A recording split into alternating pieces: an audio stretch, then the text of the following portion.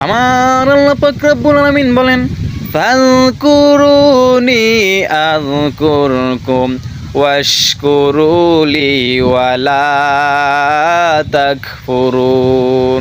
আমার যে বান্দা, আমার যে বান্দি আমার জিকির করে, আমাকে স্মরণ করি, আমি আল্লাহ পাক রব্বুল আলামিন কথা দিলাম, আমি আল্লাহ পাক রব্বুল আলামিন স্বয়ং সেই বান্দা সেই বান্দিকে স্মরণ করি।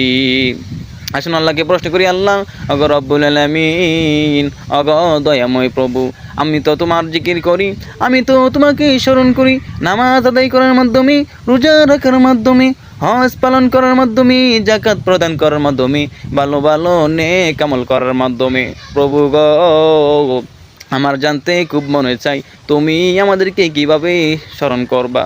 আমার আল্লাহ পাক রব্বুল আলামিন বলেন, হে বান্দারা, হে আমার বান্দিরা, তোমরা আমাকে স্মরণ করবা ভালো ভালো নেক আমল করার মাধ্যমে, আর আমি আল্লাহ পাক রব্বুল আলামিন তোমাদেরকে স্মরণ করব তোমাদের জীবনের গুনাহ খাতা কুসুরি মাফ করার মাধ্যমে।